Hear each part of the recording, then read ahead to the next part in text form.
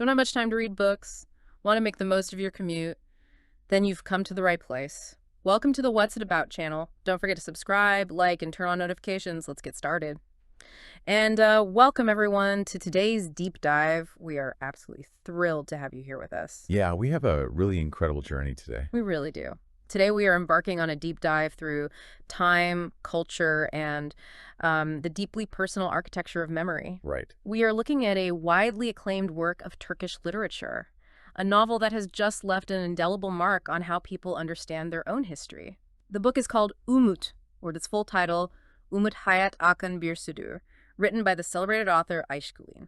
It is a remarkable piece of literature. And to really do it justice, we are pulling from two fantastic, highly detailed sources today. Excellent sources. Yeah, first we have a comprehensive critical analysis titled The Architecture of Memory and the Flow of History. And that really breaks down the sociological and literary impact of Kulin's work. Which is so helpful for context. Exactly. And alongside that, we're drawing from a very thorough chronological summary document of the novel itself. That maps out the narrative arc, the character dynamics, and the historical milestones that the family in the book actually navigates. And our mission for this deep dive is to take all of that rich source material and unpack a central, fascinating concept: how a family's intimate, behind-closed-doors history serves as a perfectly polished mirror for a nation's radical reinvention. It's such a massive transition. Right. We are going to explore how massive, earth-shattering societal shifts, specifically the transition from the total collapse of the centuries-old Ottoman Empire to the painful, rapid birth of the modern Turkish Republic, how all of that impacts the daily lives, the loves, the finances, and the very identities of everyday people. Which is exactly what you get when you dive into this specific era. Okay, let's unpack this, because we are looking at a very specific, highly volatile window of time here. The novel is strictly bookended by two dates: 1928 and 1941. That temporal framework is absolutely crucial to understand. I mean, the author didn't just pick those dates out of thin air. No, definitely not. The period from 1928 to 1941 represents arguably the most radical foundational reforms of the early Turkish Republic. A crucible. Exactly, the crucible. This 13-year span is where the modern Turkish identity was forged.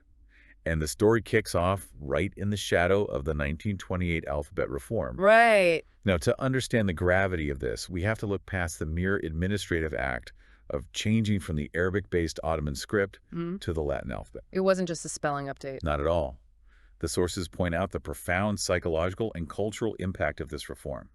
It effectively created a massive linguistic severance. Linguistic severance, that's a powerful phrase. It is. It rendered an entire older generation, a generation of highly educated, literate Ottoman elders, into what the critical analysis brilliantly terms literary orphans in their own country. I want to stop you right there, because literary orphans is such a heavy term. Yeah. When we hear about an alphabet reform, I think modern readers just imagine a spelling update, like you said. But it's so much more brutal than that, wasn't it? So much more. I mean, imagine this for a second. Put yourself in their shoes. You wake up tomorrow morning, you walk out of your front door, and you are completely unable to read the street signs in the city you've lived in your entire life. It would be terrifying. You pick up the morning newspaper, and it looks like absolute gibberish. The documents you need to sign for your bank, the letters from your friends, the books on your shelf, all suddenly inaccessible overnight. You are functionally illiterate in the very society you helped build. That is exactly the scale of the disorientation. Yeah. You have to remember that the Ottoman script wasn't just a way of writing. Right. It was deeply intertwined with centuries of religious, legal, and poetic tradition. It was the visual language of the empire. It was their whole identity. Exactly. So when the new republic mandated the switch to the Latin alphabet in 1928, it wasn't a gradual phase-in over a decade. It was immediate. Incredibly rapid. The government set up millet mektepleri, or nation schools, where adults were suddenly forced to sit at wooden desks like children and learn their ABCs. Wait, so you had former government ministers, established scholars, and grandfathers sitting in classrooms trying to figure out how to sound out a Latin P or S. Precisely. And for many of the older generation, the psychological blow was just too much. I can imagine. They couldn't adapt quickly enough. They were masters of a highly complex, calligraphic, written world, and suddenly they were stripped of their primary tool of intellectual authority.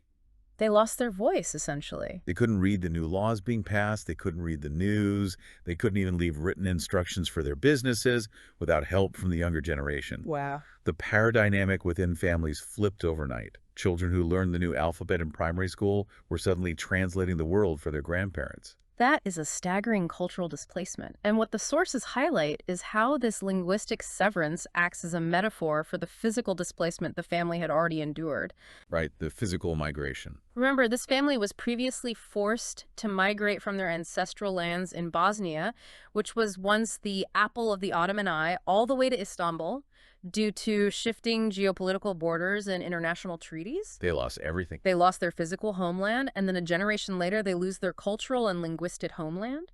The ground is constantly shifting beneath their feet.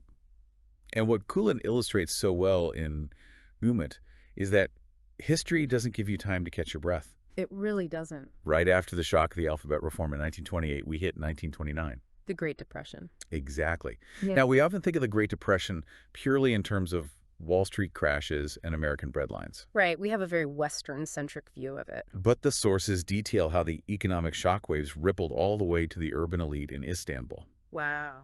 The new Turkish Republic was already trying to build an independent economy from the ashes of a bankrupt empire. They were burdened with paying off massive Ottoman debts. So they were already struggling. Highly fragile. So when the global markets crashed in 29 time, the prices for Turkey's agricultural exports plummeted. So how does this actually hit the characters in the book? I mean, these are former Ottoman elites. They aren't exactly farmers selling wheat. They aren't farmers, but their wealth was historically tied to the imperial system. Ah, I see. Vast land holdings across the empire, state stipends, and an economy built on imperial expansion and administration. When the empire vanished, much of that land was lost to new national borders. Just wipe out. Then the Depression hits, and whatever residual wealth or liquid assets they had left in Istanbul completely evaporate. That's devastating. This family suddenly finds itself forced to make a massive socioeconomic transition. They have to move from living off an inherited imperial legacy to relying on modern professional salaries. They literally have to become the working class, or at least the working bourgeoisie. Yes. The grand, sprawling wooden mansions of the past, the Yali's on the Bosphorus with their dozens of servants, those are no longer sustainable. They have to downsize. Drastically. They're moving into smaller, modern apartments. They are counting pennies for coal in the winter. It's a complete restructuring of how they survive day to day. And just as they are navigating this new, harsh economic reality, the state introduces another profound shift in 1934, the surname law.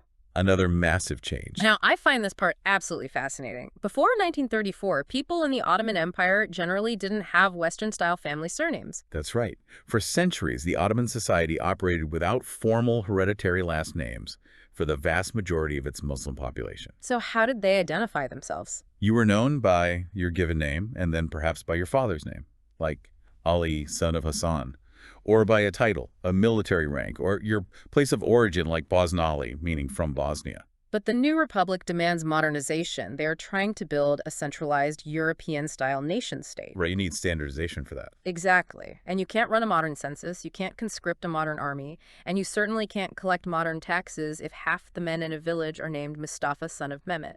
Precisely. It was an administrative nightmare. So the 1934 surname law mandated that every single family choose a formal Turkish surname. Just pick a name out of a hat, basically. Now, there were rules. This wasn't just about filing taxes. It was a deeply ideological project. The state was demanding a clean break from the past. Right. You weren't supposed to choose names that referenced foreign ethnicities, ancient tribes, or old Ottoman titles like Pasha or Bey. You were supposed to choose a modern, secular Turkish name. So the state is literally renaming its citizens to fit its new vision. The family in the book adopts the names Kulin and Yediz. Right. But think about the psychological weight of that. You are being asked to invent a label for your family that will define your descendants forever, while simultaneously erasing the titles and regional identifiers that defined your ancestors for centuries. It is a period of total unyielding social engineering. Absolutely. From the script they use to read the morning paper, to the way they earn their money to buy that paper, to the very names printed on their identity cards. Everything is being dictated by the rapid modernization efforts of the new republic in Ankara. It's overwhelming.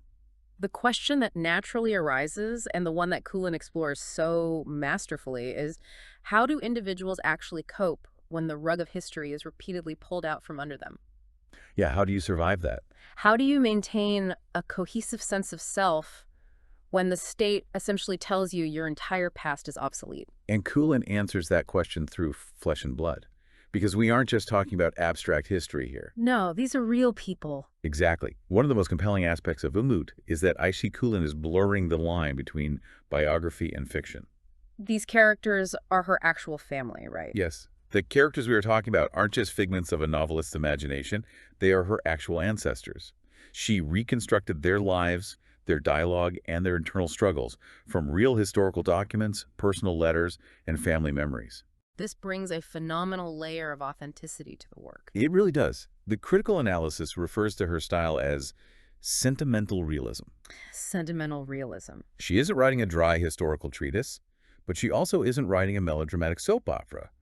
She is using the incredibly specific, verifiable details of her family's history to build archetypes that represent the broader national struggle. Let's talk about those archetypes, starting with the Old Guard. The Old Guard is fascinating. The patriarch, Ahmet Rishat, and his wife, Behiz Hanım. Ahmet Rishat was the author's great-grandfather. And he wasn't just some guy living in Istanbul. He was the former Ottoman Minister of Finance, the Maliye Nazırı. When you look at Ahmet Rishat, he perfectly embodies this tragic idea of the surplus person. The surplus person, that's a sad way to put it. It is. Here is a man who encapsulates the dignity, the refinement, and the multilingual sophistication of the highest echelons of the Ottoman bureaucracy. A very important man. Very important. He understands imperial taxation, diplomacy, and the complex etiquette of the Sultan's court. But the Sultan is gone. The court is dissolved. It's all just vanished. His entire vast expertise, his life's work, his ethical code, it was all built to serve a state apparatus that literally vanished into thin air. It's heartbreaking when you really think about it. He's a master of a game that nobody plays anymore. That's a great way to put it. Imagine being the CEO of a massive global corporation, and overnight, not only does your company go bankrupt, but the entire industry you worked in is made illegal. He represents this incredible lost dignity. He is a man wandering through a world that no longer has any use for him. And you see this in his daily life in the novel. He's a man of honor, but his honor doesn't pay the bills in the New Republic. Right. He is physically in Istanbul, but psychologically he is still walking the halls of the Sublime Porte. Stuck in the past. The sources note how Kulin uses his internal monologues to show a mind trying to apply old-world logic to a new-world reality and constantly coming up short. He is essentially waiting to die in a world he doesn't recognize. And beside him dealing with the daily practical reality of this obsolescence, you have his wife, Behiz Hanım. Behiz Hanım is an entirely different kind of tragic figure. How so? Well, while Ahmet Rishat is grappling with his obsolescence on a grand political level, Behiz Hanım is fighting a desperate losing battle on the domestic front. Ah, I see. She is trying to maintain the refined standards, the cultural grace, and the social expectations of a traditional elite Istanbul household. She's holding onto the porcelain teacups while the house is on fire. Exactly. She represents the domestic iteration of the Ottoman collapse. She's trying to uphold the formal manners, the way tea is served, the way guests are received, while the world outside her window, and frankly the financial reality inside her house, is becoming strictly utilitarian. Right, the New World doesn't care about tea service. The New Republic isn't interested in the nuances of Ottoman hospitality. It's focused on concrete, steel, railways, and mere survival. There is another figure from that older generation that we absolutely have to talk about because the sources highlight her specifically. Leymen Hanım. Ah, yes, Leymen Hanım. She was Sitar's mother, and she is noted in the family history as being absolutely obsessed with cleanliness. Yes. Leymen Hanım is a fascinating psychological study within the book.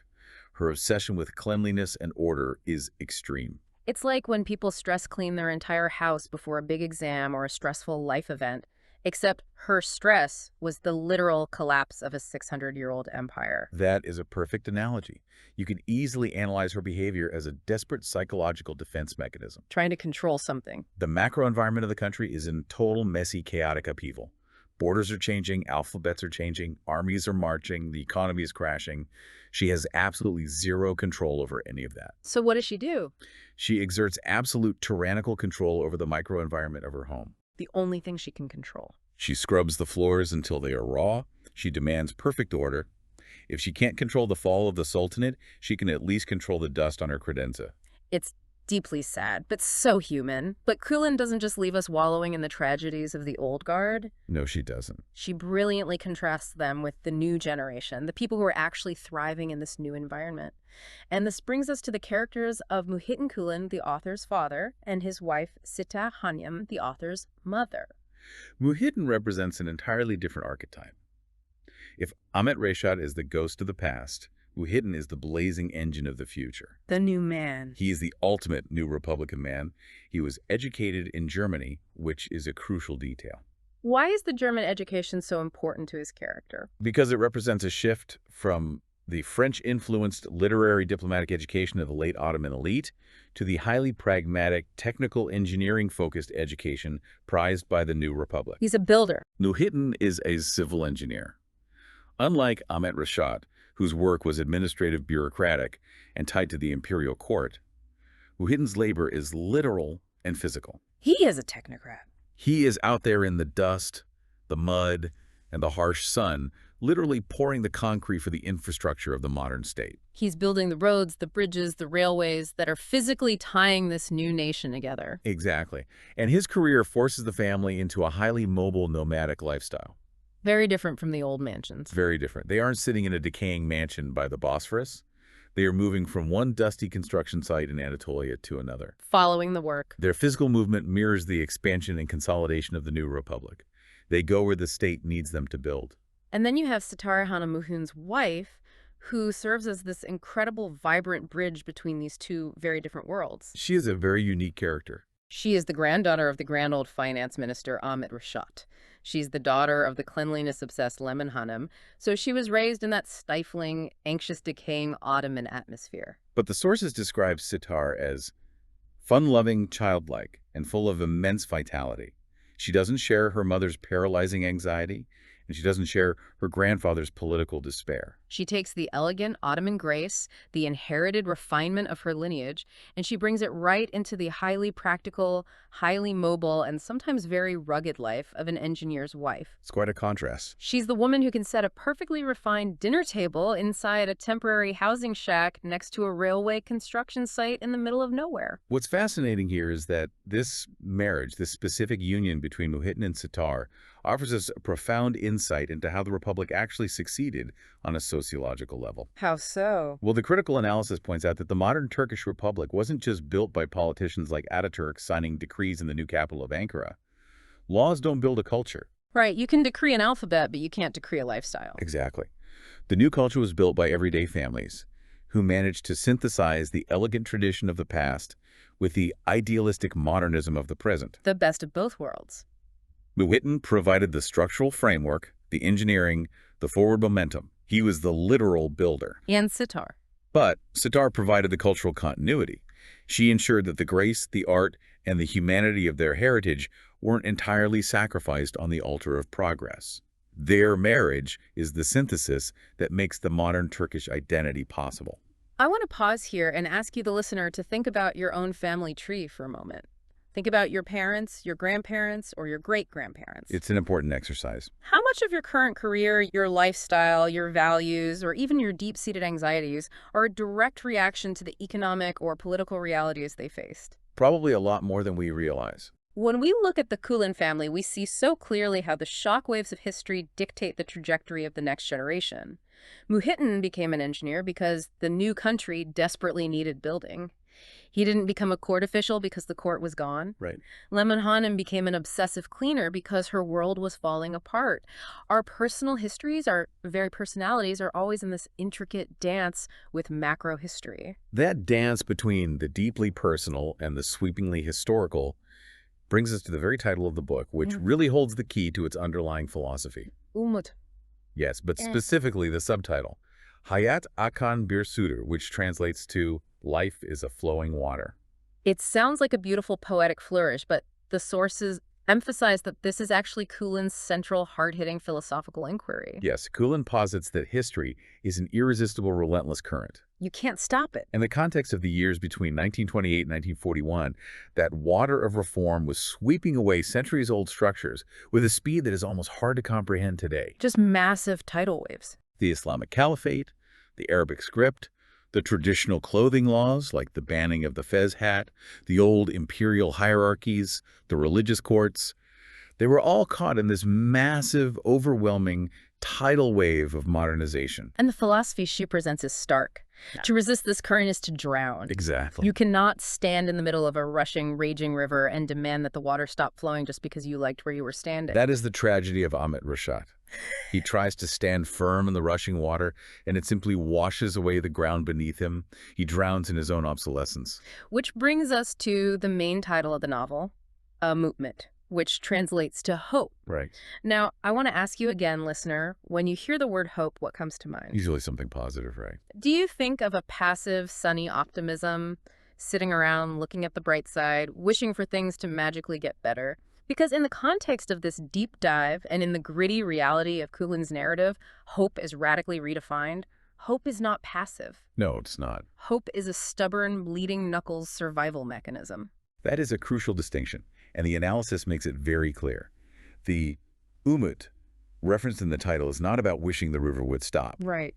It is the buoyancy required to stay afloat when the water of life washes away your mansion, your title, your wealth, and all of your social certainties. Hope is treading water when your legs are tired. Exactly. Hope is the active daily process of not letting the trauma of loss pull you under. It's the resilience that allows this family to navigate the intense social atomization of the early 20th century. You just have to keep swimming. The river will carry away the past. That is inevitable, and Kulin doesn't argue with that inevitability. But hope provides the vessel that carries you toward a new, albeit entirely different future. It's the absolute refusal to be paralyzed by nostalgia. The refusal to be paralyzed by nostalgia, that's incredibly powerful, especially when you look at how many people in that era were completely destroyed by their longing for the Ottoman past. It really was destructive for some. And it's that very survival mechanism, that deeply personal resilience that allows individuals to carve out spaces of humanity, even when the world around them is becoming increasingly rigid and dogmatic. Yes. Here's where it gets really interesting. Because the novel explores how when the public sphere becomes dictated by strict ideology and state control of the private sphere, the home becomes a sanctuary. This is a beautiful part of the book. And this is vividly, beautifully illustrated in the love story between Sabahat and Aram. This relationship is perhaps one of the most culturally significant and historically complex arcs in the entire book. Let's set the stage for them. Sabahat is a daughter of the Ottoman elite, deeply rooted in the Muslim imperial tradition. Aram is an Armenian gentleman. And to understand the immense weight of their relationship, we have to look closely at the historical backdrop provided in the sources. Right, because this isn't just a Romeo and Juliet story about disapproving parents. They are falling in love against the backdrop of one of the most traumatic periods in the region's history. Precisely. They are navigating their lives against the backdrop of the Tesir, the 1915 deportations, and the intense, often violent ethnic homogenization of Anatolia that occurred during the final collapse of the empire and the rise of the fiercely nationalistic nation-state. It was a very dark time. This was a period defined by massive, tragic demographic shifts. The state was drawing incredibly hard, exclusive lines around what it meant to be a citizen, and ethnic identity was at the very core of those definitions. The Armenian community had suffered unimaginable trauma, displacement, and loss. And as we look at this from a completely impartial analytical perspective based on the text, it's clear that standard nationalist histories from this era, the textbooks written by the state, often focus entirely on the dominant narrative of the new republic. Right, the state narrative. They frequently exclude or minimize the stories, the pain, and the presence of the other. As we're exploring here, we are simply reporting what the sources analyze about the text without taking any political sides ourselves. Exactly. We are just looking at Kulin's narrative choices. And Kulin brings this historically factual lifelong marriage right to the forefront of her family's narrative. It's a bold choice. And it is important to note that she doesn't use it as a cheap political pamphlet or a soapbox. She uses it to highlight genuine lived pluralism. She presents Sabahat and Aram's enduring love story as a radical, quiet assertion of human connection over political rigidities and ethnic nationalism. But wait, looking at the historical reality of the 1920s and 30s, that couldn't have been easy. Oh, definitely not. Did Kulin's family actually accept an Armenian man right away, or was there massive internal friction behind closed doors? The sources indicate that it was a profound struggle. You have an elite Muslim family deeply entrenched in state bureaucracy and an Armenian man carrying the recent trauma of his people. The tension must have been immense. The societal pressure against this union would have been crushing. It wasn't a fairy tale where everyone immediately held hands.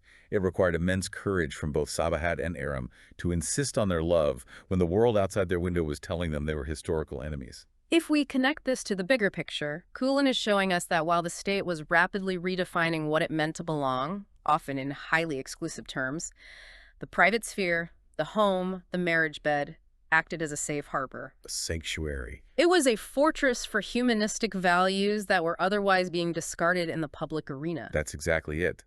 Sabahat and Aram's lifelong happiness, which Kulin confirms was a historical fact within her family, provides a vital counter-narrative. It proves that the human spirit can resist. It shows that while the government was trying to force everyone into a single identical mold, people were still finding ways to love across those rigid boundaries in their own homes. Love finds a way. It suggests that the true hope of this era wasn't solely found in the grand sweeping secular reforms of the state, the new alphabet, the new laws, but also in these quiet, intimate pockets of coexistence that stubbornly managed to survive the imperial collapse. That is profoundly moving. Their marriage is a testament to the endurance of pluralistic love amidst an atmosphere of suffocating ethnic nationalism. It's a beautiful reminder that history isn't just made in parliaments by men in suits, it's made in living rooms by people choosing who to love. Exactly. But as we move later into the novel's timeline, those living rooms begin to feel the intense, crushing pressure of global events. As we transition from the late 1930s into 1941, the shadows of the Second World War begin to fall heavily over the young republic. Now, Turkey famously maintained a precarious, incredibly tense neutrality during WWII. They stayed out of the actual fighting, right? Yes. The leadership under President İsmet İnönü performed a diplomatic tightrope walk to ensure they didn't send troops into the meat grinder of the European theater. They avoided the physical destruction of cities that we saw in London or Berlin. But the sources make it explicitly clear that the socioeconomic impacts on the home front were absolutely devastating. the country might not have been getting bombed, but the people were starving. Exactly. The summary document gives us a very clear, gritty picture of the daily realities the characters had to endure during this time. What was it like? The Republic was still very young, its economy was highly fragile, and the global war squeezed its supply chains relentlessly. The state had to implement severe draconian measures just to keep the country afloat and maintain a massive standing army on its borders just in case. So everyone had to sacrifice. This meant the introduction of severe rationing. We aren't just talking about a shortage of luxury goods. Bread, the absolute staple of life, the thing you need to survive, was strictly limited. You had to have a government-issued card just to get a loaf. Wow. Everyday items like sugar, flour, and basic fabric became incredibly scarce, almost impossible to find legally. People were wearing clothes until they fell apart. And then there was the psychological toll. The text details the reality of blackout nights. That must have been terrifying. I can't even imagine that. Istanbul is a city defined by light, by the reflections on the Bosphorus, and suddenly cities had to go completely dark to avoid potential air raids from bombers that might stray over the border. Just total darkness. Imagine the psychological weight of that. Sitting in the dark night after night, shivering because coal is rationed. Listening to the crackle of the radio, hearing about the total destruction of Europe, the fall of France, the invasion of Russia, And waiting. and living with the constant gnawing rumors of mass military mobilization. The fear was palpable.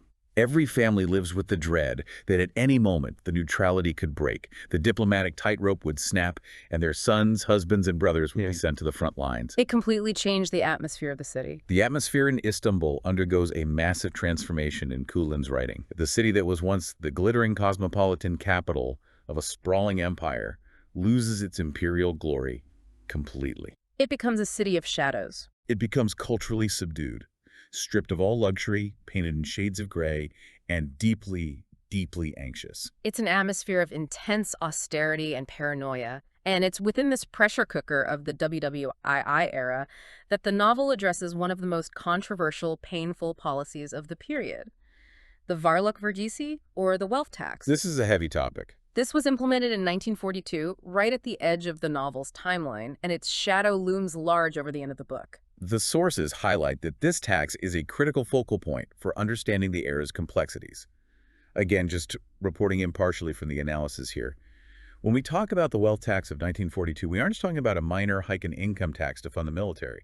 We're talking about ruinous assessments. Can you break down how it actually worked? Because the phrase burden on minority communities feels a bit too sanitized for what actually happened. You're right, it was far more severe than a simple burden. The government, desperate for revenue to fund the mobilized army and curb war profiteering, instituted a one-time tax on wealth. However, the implementation was highly arbitrary and discriminatory. Taxpayers were secretly divided into categories by local boards.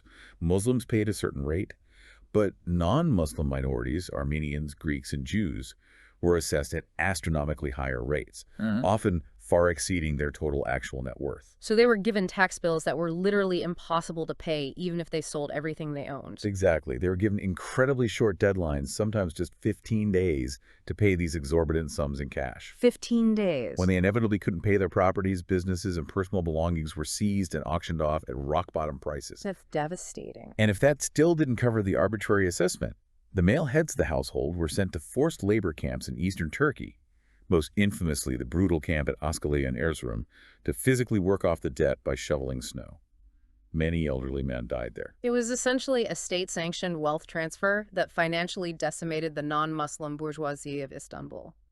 And what is so analytically important here is that Kulin does not shy away from this. No, she confronts it. She does not simply write a piece of blind nationalist propaganda idealizing the early republic. She casts a highly critical eye on these historical injustices. It shows a profound commitment to the complexities of history. By including the impact of the Varlock Vergisi, especially on characters like Aram, who we have already come to love, she acknowledges the deep pain and the financial devastation that these state policies inflicted on certain segments of the population. Just a very balanced view. She is celebrating the survival and the forward momentum of the Republic, yes. Yeah. But she refuses to ignore the deep, dark shadows it cast. She is holding two contradictory truths at once. The Republic was a necessary, miraculous achievement of survival, and the Republic committed profound injustices against its own people in its desperation to survive. Exactly. And this brings us to the final bookend of the novel's timeline, 1941.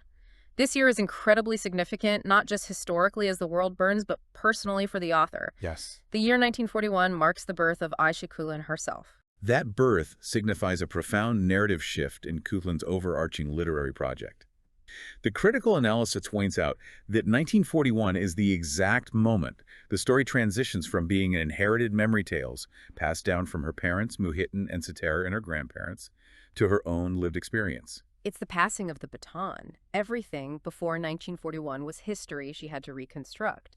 Everything after 1941 is a world she was physically present for, even as an infant breathing the rationed air. It's the handoff from the ancestors to the author. Which is a perfect segue into how this author actually constructs her stories. We have to look at the architecture of Kulin's literature. The sources give us fascinating insights into her literary style and the immense sociological impact of this specific book within Turkish culture. We mentioned the term sentimental realism earlier, but, hearing about how viscerally she describes that 1941 timeline, the dark streets, the anxiety, it makes so much sense when you look at her professional background before she became a celebrated novelist. Right, what was she doing before? She worked extensively in cinema and television. Ah, that makes perfect sense. And you can feel that cinematic training in every paragraph she writes. Her prose operates almost like a camera lens. Oh, absolutely. The analysis notes that her chapters often feel like carefully composed movie scenes. She doesn't just list the historical facts of the capital's modernization. She paints a picture. Give me an example of how she does that. Like, how does she make a reform look cinematic? For instance, to show the new secular lifestyle in Ankara, she doesn't just say people wore Western clothes. That would be boring. Exactly. Instead, she composes a scene of a chic, elegantly dressed couple walking arm in arm through Ankara's Guven Park in 1936. She sets the stage. She captures the lighting filtering through the new trees, the cut of the woman's modern coat, the posture of the people who are suddenly free from the old religious dress codes. She directs the scene for the reader. But with that kind of visual, emotional focus, how does she avoid turning it into a cheap soap opera? Just pure melodrama. She achieves this by anchoring deep, universal emotions and exact, verifiable historical specificity. She relies heavily on internal monologues and the use of personal letters. So she uses the real primary documents. Yes, by letting us read a letter from Ahmet Rashad lamenting his lost status, or from Sitar trying to furnish a house on an engineer's budget, the macro history of the nation is refracted through the highly intimate micro-history of her characters' internal lives. She views her role as a writer not as a distant historian lecturing from a podium reading off a list of treaties and economic reforms. She views herself as a friend walking beside the reader. I love that phrase. She's taking dry, dusty history and transforming it into a shared emotional experience. You're not just learning the date of the alphabet reform, you're feeling the hot panic in the chest of a grandfather who realizes he can no longer read a bedtime story to his grandson. And Umut is just one piece of a much larger monumental puzzle that Kulin has built over her career. It's part of a series, right? Yes. The expert analysis places Umut within its broader bibliographical context. It is part of a master series, a thematic tetralogy that seeks to map the entire 20th century Turkish experience. Where does Umut fit in that series? Umut is the crucial bridge. The series starts with Veda, which translates to farewell. Farewell to the Ottoman Empire, I assume. Exactly. Veda chronicles the painful, agonizing end of the Ottoman world, the occupation of Istanbul by foreign powers after WWI, and the very beginning of the nationalist resistance. Okay, so that's book one. Then Umut picks up the baton, covering the intense reform years. Then after Umut comes Hayat, meaning life, which covers the multi-party era of her own youth in the 1950s. Another final book. And finally, Huzun, meaning sorrow, which deals with the extreme political turbulence, the left-right street violence, and the military coups of Turkey's later decades. So Umut is literally the hinge upon which the entire transition from a collapsing empire to a volatile modern nation swings. It is the linchpin. And the reception to this series, and Umut in particular, has been phenomenal, hasn't it? Absolutely. The sources note that it has sold thousands upon thousands of copies. To give you a specific data point, over 4,370 copies were sold on just a single online platform alone, which in the Turkish literary market is a massive success. Wow. It enjoys immense popularity across a wide variety of age groups. It's read by older generations feeling nostalgia and younger generations trying to understand their grandparents. Now, I want to be fair, it's not without its critiques. No book is perfect. The sources mention that some readers felt the pacing was a bit hurried. And frankly, that makes perfect sense when you realize she is condensing 13 incredibly intense reform-heavy years. Years that include a global depression, the rewriting of the alphabet, and the start of a world war into just about 400 pages. That is a lot of ground to cover. A massive amount of ground. Some readers also pointed out minor timeline errors, small anachronisms here and there. Yeah. But the critical consensus is that these critiques are completely overshadowed by the overwhelming emotional resonance of the book. The feelings ring true even if a date is off. Readers consistently report that the novel makes them feel as though they are physically living in those mansions, walking the cobblestone streets of a bygone Istanbul, smelling the Bosphorus air. The emotional truth of the book supersedes minor historical pacing issues. And that unique ability to transport the reader, to forge a deep emotional connection to national memory, has earned Kulin significant recognition. Her accolades speak to the immense weight of her contribution to Turkish literature. She won the Haldun Tanner Story Award in 1995 and the Sate Fake Story Prize in 1996, which established her early undeniable mastery of short fiction. She's a heavyweight in the literary world. For Veda, the precursor to Umut, she was named Writer of the Year in 2007. And we talked about Sabahat and Aram earlier, highlighting her exploration of pluralism. She received the European Council of Jewish Communities Award in 2008. Which recognizes her commitment to portraying the diverse, multi-ethnic reality of the region's history. And looking ahead, the sources note she is slated to receive the highly prestigious Orhan Kemal Novel Award in 2025. This is a massive, career-spanning recognition of her impact on the genre. It cements her legacy, not just as a storyteller, but as a vital keeper of the national memory. It's an incredible legacy. So what does this all mean? That is the big question. We've talked about empires falling, alphabets changing overnight, wealth taxes stripping families bare, and star-crossed lovers defying the state. Let's synthesize this for you, the listener. The ultimate takeaway from Kulin's Umut is that the Republic was never just a change of laws. It was much deeper. It wasn't just moving the capital city from the glamorous palaces of Istanbul to the dusty plains of Ankara. No, it was a profound, agonizing, and ultimately triumphant psychological transformation of an entire populace. Yes. The Kulin family's journey shows us that true failure in life isn't losing your wealth in a depression or losing your social status when a government falls. True failure is stagnation. Exactly. True failure is standing on the riverbank refusing to swim when the water starts flowing. It is letting your nostalgia for the past destroy your ability to survive the present. If we connect this to the bigger picture, the novel teaches us that identity is never monolithic. It is always a complex, messy composite. It has layers. The Turkish identity Kulin portrays, and indeed her own family's identity, is built on deeply stacked, sometimes contradictory layers. Walk us through those layers one more time. It contains the inherited trauma and displacement of Bosnian migration. It contains the refined bureaucratic legacy and the elegant manners of the Ottoman Empire. Right. It incorporates the highly pragmatic, technical worldview of European engineering education. And it is fueled by the fierce, survivalist idealism of the New Republic. And they all exist at the same time. None of these layers cancel each other out. Kulin's genius is showing how they synthesize. They create a modern, citizen-like sitar, capable of holding the elegance of the past in one hand and the gritty utility of the future in the other. It's a beautiful synthesis. The old world dies, yes, but its echoes give the new world its depth and its soul.